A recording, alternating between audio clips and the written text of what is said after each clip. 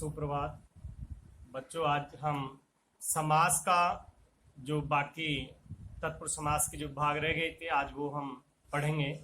संप्रदान तत्पुरुष समास। संप्रदान तत्पुरुष समास में वक्ता समास विग्रह करते समय जहां संप्रदान विभक्ति का लोप पाया जाए, संप्रदान कार्य की विभक्ति का लोप पाया जाए, उसे संप्रदान तत्पुरुष समास कहते हैं। इसका विभक्ति चिन्ह है जैसे के लिए। ये इसकी पहचान के लिए बता रहा हूं। जहां पर विग्रह करते समय के लिए आ जाए, विग्रह करते समय वहां पर संप्रदान तत्पुरुष समास होता है। जैसे रहा खर्च, तो रहा खर्च में इसका हो गया रहा के लिए खर्च। दूसरा उदाहरण जैसे पाठशाला, पाठ के लिए शाला। अनेक ऐसे उदाहरण हैं पाठ के लिए शाला। रसोई घर, रसोई घर, रसोई के लिए घर।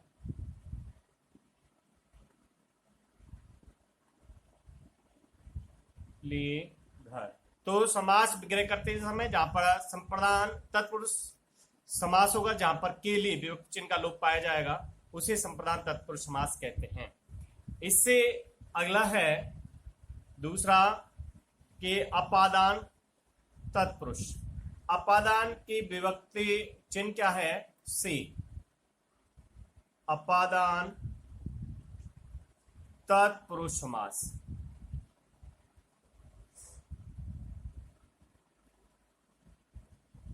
जहां पर समास विग्रह करते समय अपादान विभक्ति का लोप पा जाए वहां अपादान तत्पुरुष समास होता है। पहचान के लिए बता देता हूं, इसके से, ठीक है। से ये किसके लिए है? अलग होना। से पहले भी आया करण में, वहां पर वो कार्य को पूरा करने का साधन है। यहां पर अलग होना इसका प्रयोग होता है। जैसे ऋण मुक्त, यहां पर क्या हुआ? ऋण से मुक्त।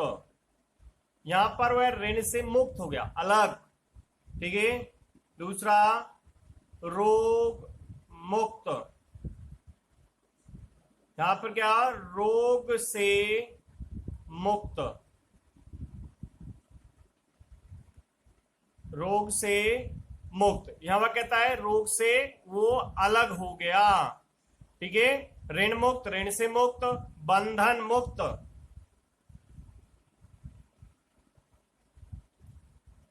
बंधन मुक्त। तो इसमें क्या हुआ? वो बंधन से मुक्त,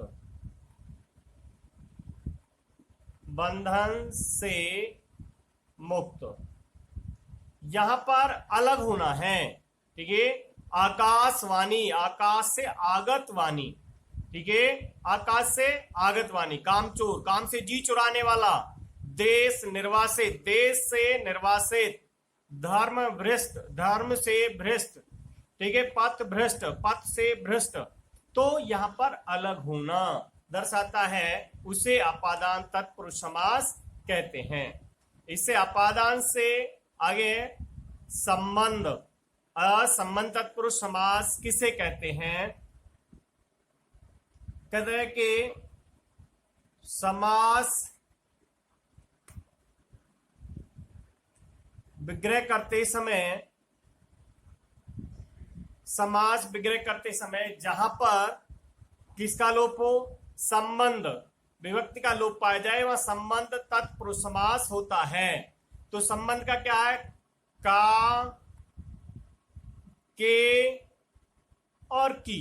जब विग्रह करते समय हमें ये का, के, की, जहां पर ये चिन्ह आए वहां संबंध तत्पुरुष समास होता है। जैसे वह राज रानी, राज रानी, तो इसका क्या हो गया? राज, राजा की रानी, राजरानी, राजा की रानी, तो इसका संबंध हो गया। ठीक है, मृग शावक, मृग शावक, तो क्या हो गया, मृग का शावक, मृग का शावक, यहां का हो गया। ठीक है, ये राम कहानी, राम की कहानी, राजरानी, राजा की रानी, दीनानाथ,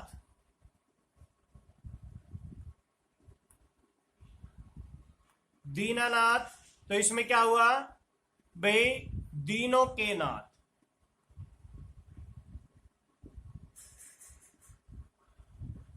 दीनों के नाथ, का के की, वह कहता है विग्रह करते समय जहां पर ये चिन्ह आते हैं वहां पर कौन सा होता है, संबंध तत्पुरुष समास होता है। जैसे रेल कुली, रेल का कुली, लखपति, लाखों का पति, ठीक है, राजपुत्र, राजा का पुत्र, ये यहां पर क्या होगा, संबंध तत्पुरुष समास होगा।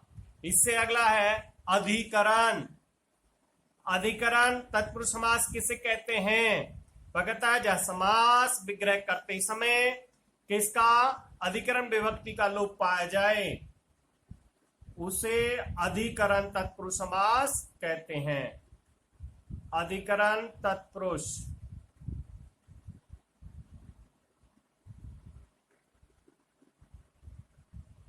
अधिकरण तत्पुरुष समास, इसका क्या है विभक्ति चेन, में और पर, ये पहचान के लिए बता रहा हूं। अधिकरण तत्पुरुष समास जहां पर किसका अधिकरण विभक्ति का लोप पाया जाए वहां अधिकरण तत्पुरुष समास होता है। ठीक है, तो यहां पर जैसे वनवास, वनवास क्या होगा, वन में वास, वनवास, वन में वास। आप बीती, आप बीती, तो इसमें क्या हुआ, अपने पर बीती, अपने पर बीती, तो आप बीती, अपने पर बीती। इसे दूसरा होगा घोड़सवार, घोड़सवार, तो इसमें क्या होगा, घोड़े पर सवार, घोड़े पर सवार, तो घोड़सवार, घोड़े पर सवार। गृह प्रवेश, गृह प्रवेश, तो हम इसको क्या रे नहीं री है ये, गृह प्रवेश क्या बनेगा, गृह में प्रवेश। तो कहता है यहां पर में और पर जहां पर हो, वनवास, वन में वास, आप बीती, अपने पर बीती, घुड़सवार, घोड़े पर सवार, गृह प्रवेश, गृह में प्रवेश, नगरवास, नगर में वास। ठीक है, कवि श्रोमणि, कवियों में श्रोमणि, दानवीर, दान देने में वीर, राज, इसके जहां पर में पर ये विभक्ति चिन्ह जहां पर आए वहां पर अधिकरण तत्पुरुष समास होता है। इसके अलावा एक कारक विभक्ति के अलावा भी तत्पुरुष समास में तीन और भी इसके भाग होते हैं जिनमें नन तत्पुरुष, आलोक तत्पुरुष, उपपद तत्पुरुष। अब नन तत्पुरुष समास, नन तत्पुरुष,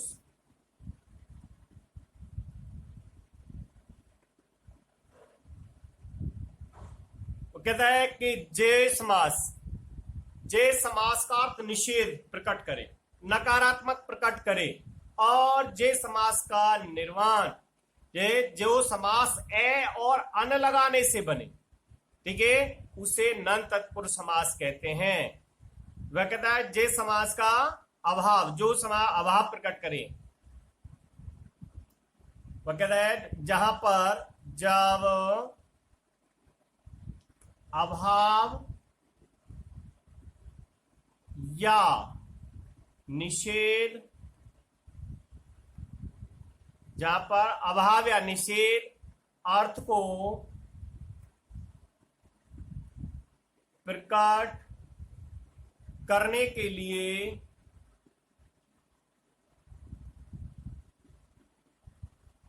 लिए किसी शब्द से पूर्व या पहले ए या अन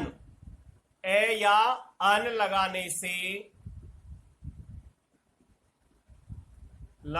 से जो क्या बनेगा, समास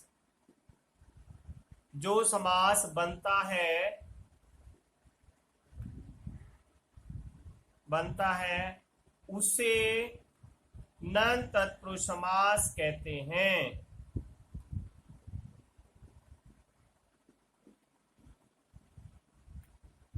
ठीक है, कहते हैं। ये इसकी परिभाषा है। नन तत्पुरुष समास जब अभाव या निषेध अर्थ को प्रकट करने के लिए किसी शब्द से पूर्व या पहले ए या अन लगाने से जो समास बनता है उसे नन तत्पुरुष समास कहते हैं। जैसे इसके उदाहरण देखते हैं।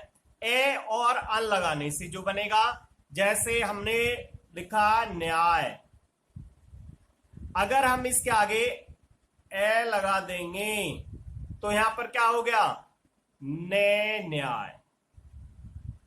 न्याय का अभाव हो गया। आचार क्या होता है बे, आचार शिष्टाचार। अगर हम इसके आगे अन लगा देते हैं तो क्या बन जाएगा, अनाचार। तो ने आचार, ने शिष्टाचार का अभाव हो गया, नयाचार। अब इसमें देखिए जैसे धर्म, अब इसके धर्म के बाद पहले हमने लगा दिया ए, तो क्या हो गया, अधर्म, ने धर्म। तो ये कौन सा, ए और लगाने से जहां पर निषेध हो। इसके कुछ उर्दू के शब्द भी हैं, जैसे नालायक, क्या होगा, ने लायक, नालायक ने लायक। ठीक है, नापसंद, ने पसंद। ठीक है, जैसे नागवार, तो क्या हो गया, ने गवार। गवार नहीं, स्वीकार नहीं है उसको। गैर हाजिर, ने हाजिर। जहां नन तत्पुरुष वक्ता कौन किसके लगाने से, ए या अन लगाने से। ठीक है, जो निषेध को अर्थ को प्रकट करे उसे नन तत्पुरुष समास कहते हैं। ठीक है, अगला इसके बाद में है अलोक तत्पुरुष समास। अलोक तत्पुरुष वह कहता है जे समास में पहले पद की विभक्ति का लोप नहीं होता। अलोक तत्पुरुष,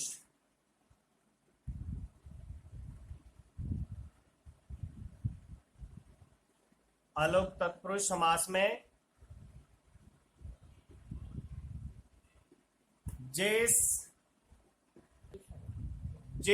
तत्पुरुष समास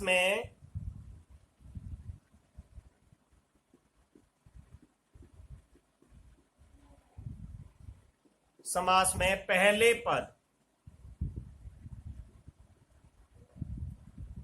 पद की विभक्ति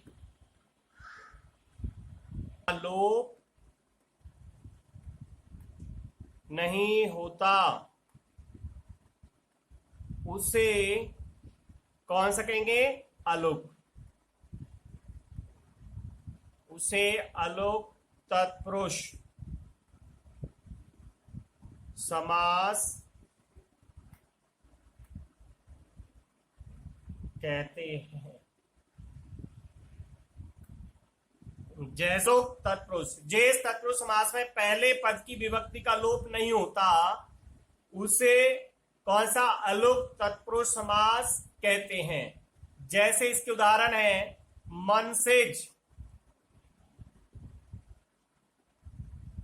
मनसेज में मन से उत्पन्न,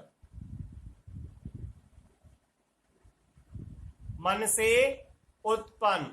वाचस्पति, वाचस्पति हो गया वाणी का पति।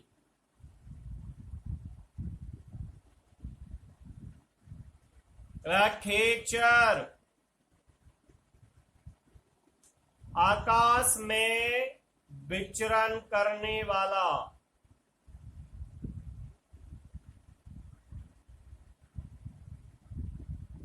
आकाश में विचरने वाला। खेचर आकाश में विचरने वाला।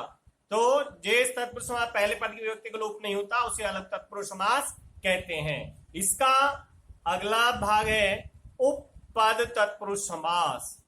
उपपद तत्पुरुष समास में वह कहता है जिस समास का स्वतंत्र रूप से प्रयोग नहीं किया जा सकता उसे उपपद।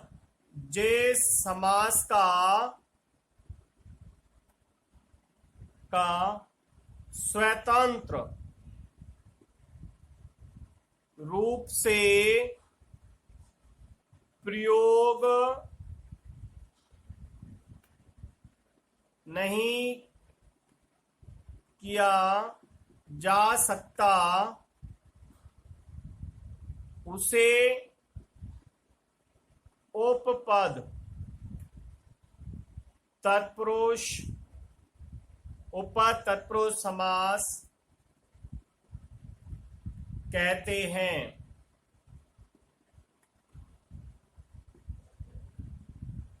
जैसे अब जब तक जिस समास का स्वतंत्र रूप से प्रयोग नहीं किया जा सकता उसे उपपद तत्पुरुष समास कहते हैं, उसे उपपद तत्पुरुष समास कहते हैं। जैसे जलज, अब हम इसका जल जमा जय, अब इसमें जल हो गया पानी या जल, जय उत्पन्न। अब इस जय में उत्पन्न अर्थात पैदा होना, पैदा होना। अब इसमें जाओ स्वतंत्र रूप से प्रयोग करें, इसका अर्थ ही बदल जाता है। जैसे हम एक उदाहरण देते हैं, जैसे राजकुमार। राजकुमार अगर हम विग्रह करते हैं राजा का कुमार, ये इसी को प्रकट करता है, राजा का कुमार राजकुमार। लेकिन यहां पर जब हम अलग अलग प्रयोग कर देते हैं तो यहाँ जल जल पानी हो गया, जय उत्पन्न हो गया। तो कहता है स्वतंत्र रूप से प्रयोग नहीं किया जा सकता उसे हम कौन सा उपपद तत्पुरुष समास कहते हैं। और देखते हैं इसका, जैसे पंकज, पंकज में क्या पंक, पंक का, और ये हो गया इसका जय, जय का तो वही अर्थ हो गया उत्पन्न, पंक माने हो गया कीचड़। अब इसमें दोनों का अर्थ बदल जाता है।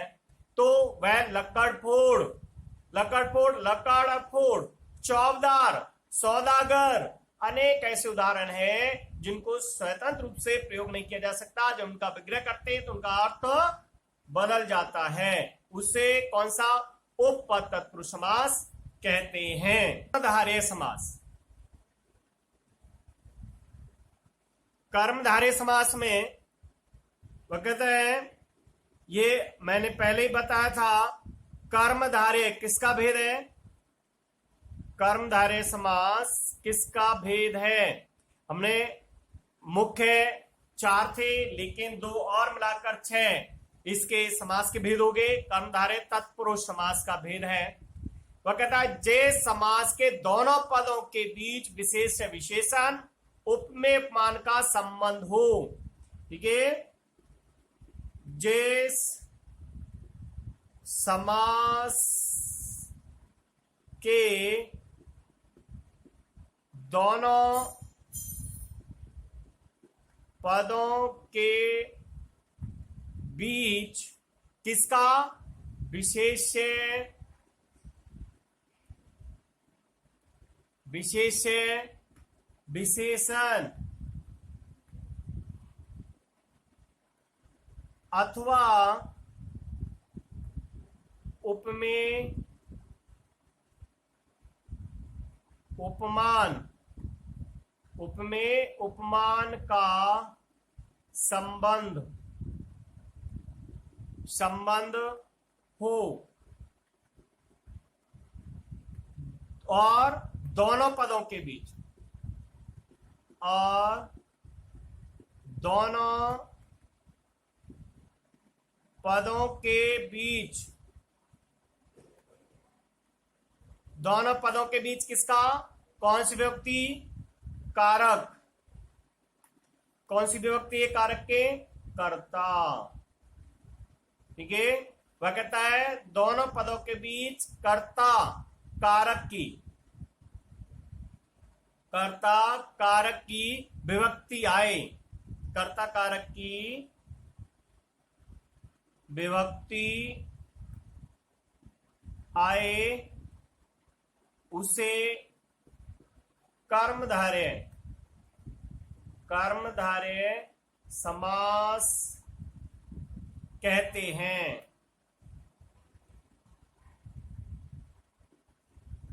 ठीक है, वह कहता है जे समास के दोनों पदों के बीच विशेष विशेषण अथवा उपमेय उपमान का संबंध हो और दोनों पदों के बीच कर्ता कारक विभक्ति का, वह कहता है विभक्ति आए, उसे कर्मधारय समास कहते हैं। जैसे इसके उदाहरण, जैसे पीतांबर, जैसे पीतांबर। अब इसमें हो गया पीत है जो अंबर, पीतांबर, पीत है जो अंबर। दूसरा, अगर इसमें पीतांबर दोनों में बहुव्रीहि समास में भी आता है, लेकिन विग्रह के आधार पर, ठीक है, विग्रह के आधार पर होता है। पीत है जो अंबर, यहां पीत, ठीक है, पीले रंग और अंबर आकाश की बात कर रहे हैं हम, यहां पर दोनों पदों का संबंध है, यहां पर तीसरा कोई पद के बारे में बात नहीं कर रहे हैं, यहां पर दोनों पदों का आपस में संबंध है। पीत है जो अंबर, पीतांबर। काली मिर्च, काली मिर्च, काली है जो मिर्च, काली है जो मिर्च। चंद्रमुख, चंद्रमुख,